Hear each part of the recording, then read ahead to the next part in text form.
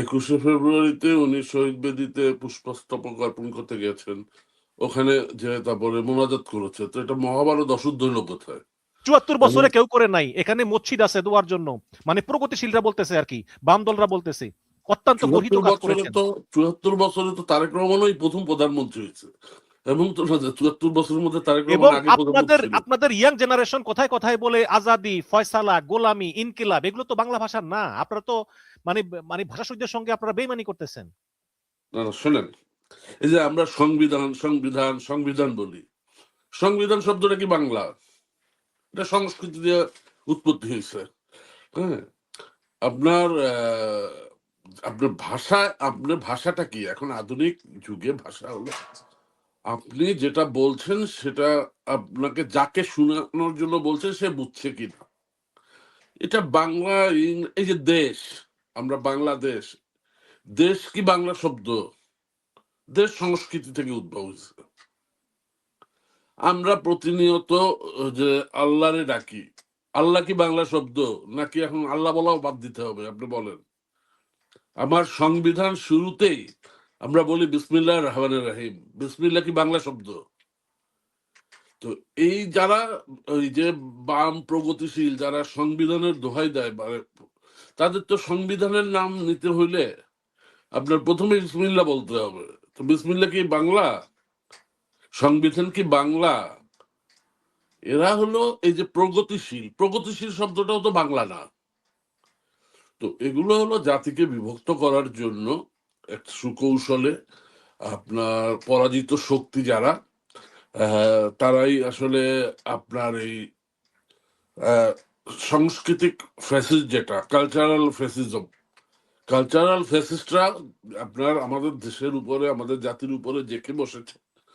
সেখান থেকে বের হওয়ার প্রক্রিয়ায় আপনার তারা বিরোধিতা করবে। আপনি দেখেন মোনাজাত করছে, তো প্রবলেমটা কি? মোনাজাত করছে তারেক রহমান সাহেব ওখানে শহীদদের জন্য আল্লাহর দরবারে এই রমজান মাসে আল্লাহর কাছে সে দোয়া করছে, আল্লাহর কাছে কান্নাকাটি করছে যাতে ভাষা শহীদদের সকলকে আল্লাহ তালা জান্নাত মঞ্জুর করেন, ৭১-এর শহীদদের আল্লাহ তালা জান্নাত দান করেন, আপনার ৯০ শহীদদের, ২৪-এর জুলাই আন্দোলনের শহীদদের, সকলের শহীদদের রুহের মাগফিরাত কামনা করে আল্লাহর কাছে দোয়া করেছেন। তাই তো মহাভারত অশুদ্ধটা কোথায় হলো আপনি আমারে বলেন? আর নামাজ আর মোনাজাত শুধু আপনি মসজিদেই করতে পারবেন, ঘরেই করতে পারবেন, আর কোনো জায়গায় করা যাবে না। আপনি যদি আজকে এদের প্রশ্রয় দেন, এরাই রোজার ঈদ ৩০টা রোজার পরেই যে ঈদ হাইকোর্ট চত্বরে যে ঈদগায় আপনার ঈদের নামাজ হয়, তখন তারা এটা বলবে যে নামাজ ঈদগায় পড়ার দরকার কি, মসজিদে যে পড়ুক। তো এই এরা কথা বলবে। তো এগুলো আসলে এগুলো নিয়ে আমরা যে আলোচনা করতেছি, এই আলোচনা করে সময় নষ্ট করা, এটা জাতির অনেক কাজ আছে। জাতির সামনে আজকে ১৭ বছর নিষ্পেষিত একটা জাতিকে আপনি তো আপনি তো বলছেন, আপনি আপনি মামুন ভাই শুনলে হাসবেন। বলছে তারেক রহমান তো মানে সবার প্রধানমন্ত্রী, কাজেই তিনি শুধু মুনাজাতি করলেন, তার কি উচিত ছিল না যে ইসলাম ধর্মে মুনাজাতের পরে হিন্দু ধর্ম অনুযায়ী হরিনাম জপ করা, আবার খ্রিস্টান ধর্ম অনুযায়ী একটু বাইবেল থেকে কিছু পাঠ করা?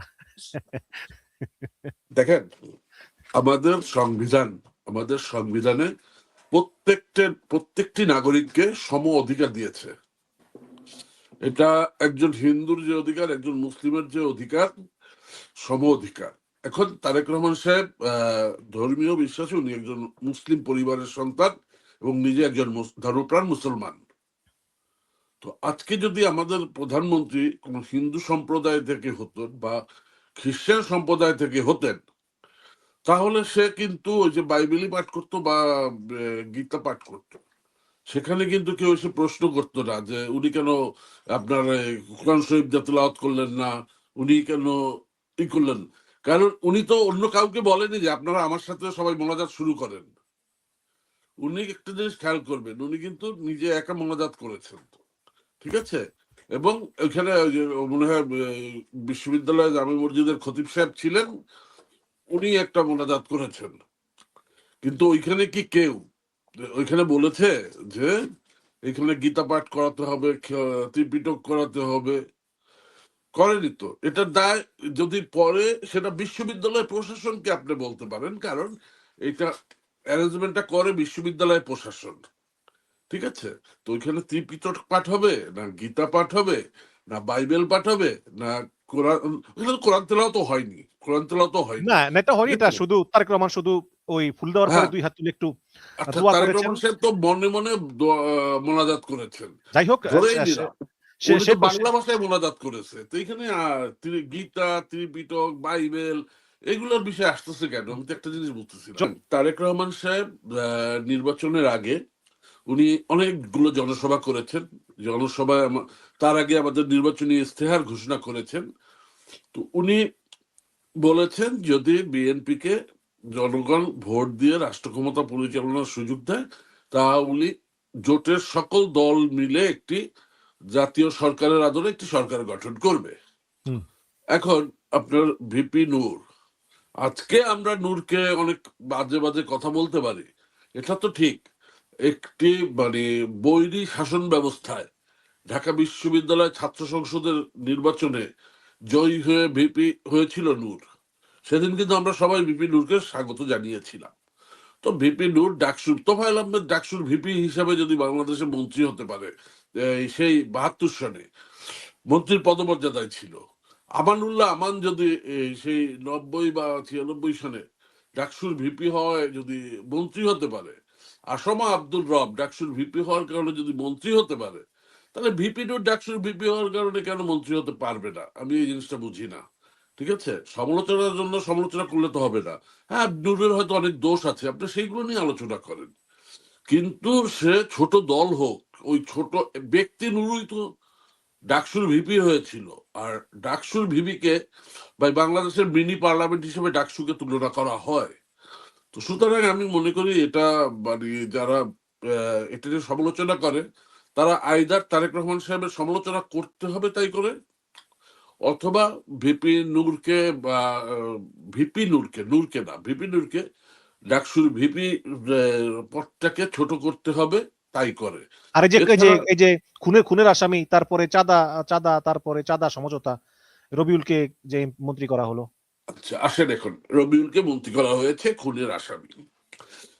ভীষণ ভাই, আপনি তো জানেন আমার নামে সেনাবাহিনীকে ব্যবহার করে রাষ্ট্র ক্ষমতা দখলের অভিযোগ থেকে শুরু করে গাড়ি, আমার নিজের গাড়ি চুরি করার মামলা, আমার নিজের ঘর বাড়ি বেনজিলের লোকজন দখল করে নিয়ে গেছে না না তারেক মামুন রহমান ভাই, সাহেবের নাম বলে।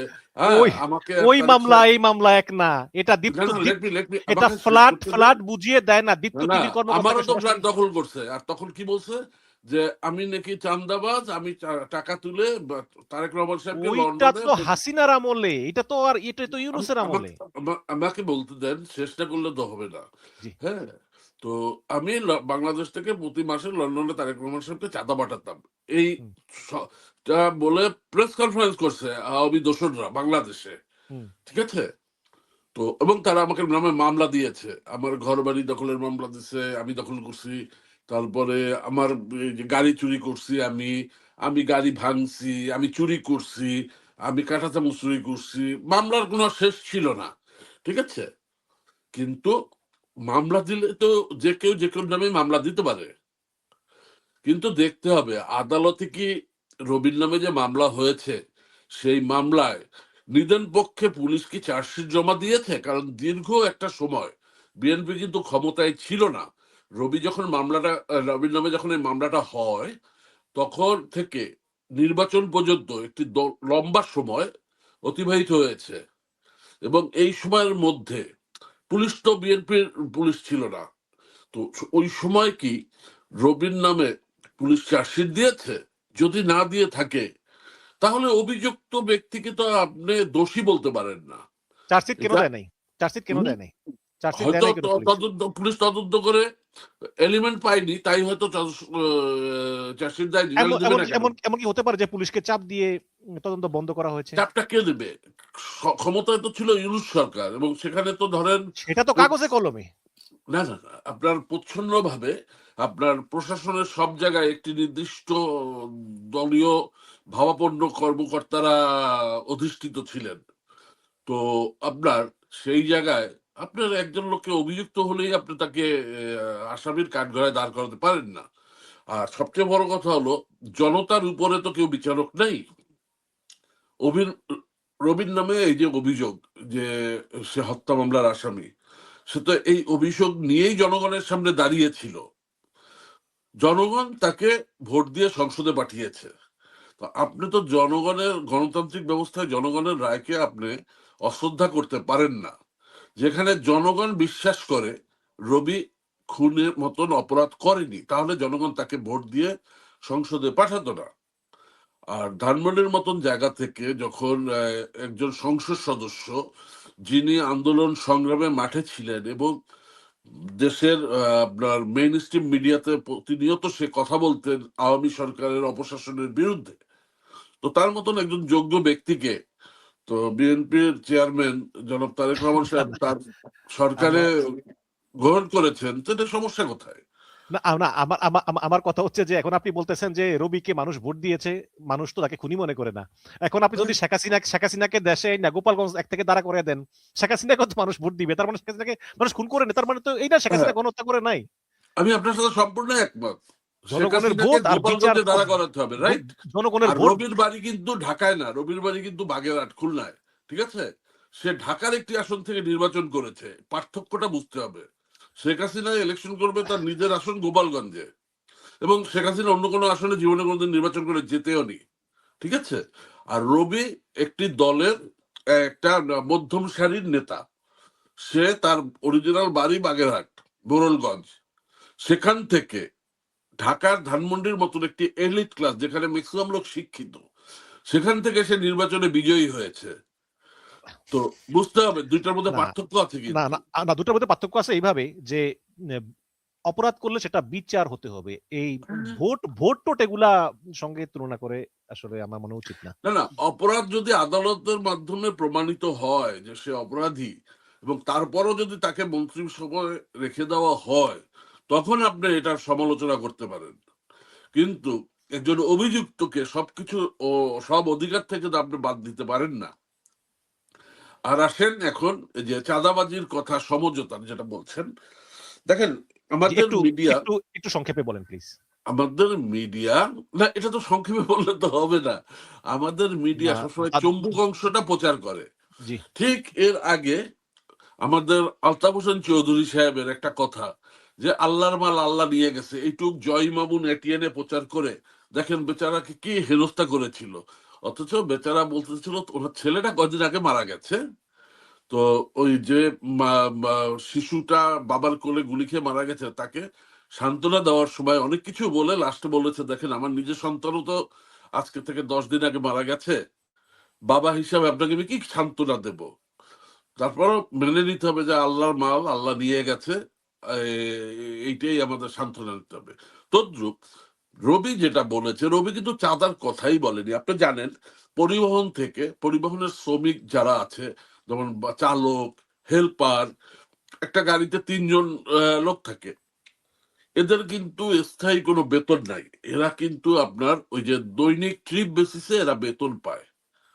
তো এদের একটা সংগঠন, শ্রমিকদের সংগঠনে, ওইখানে যদি প্রত্যেকে নিজেদের টাকা, যেমন পেনশনে বাবদ আমরা সরকারকে টাকা রাখি না, সাথে সরকারও অ্যাড করে দেয়, ওইভাবে যদি তারা তাদের টাকা একটা ফান্ডে রাখে, যে প্রশ্নটা করা হয়েছিল রবিকে, রবি সেটার উত্তর দিয়েছে। এটা তখন সাংবাদিক বলেছে তাহলে কি এটা কি চাঁদা হয়ে গেল না? রবি বলছে না, এটা চাঁদা হবে কেন? এটা তো তাদের টাকা, তারা আপোষের সিদ্ধান্ত নিয়ে তারা জমা করতেছে একটা জায়গায়, যাতে তারা যখন অবসরে যাবে বা তারা যখন কাজ পাবে না, যখন অনেকে আছে দুর্ঘটনা করে পঙ্গু হয়ে যায়, তখন তার সংসারটা কিভাবে চলে, এটা কি আমরা একবারও চিন্তা করছি?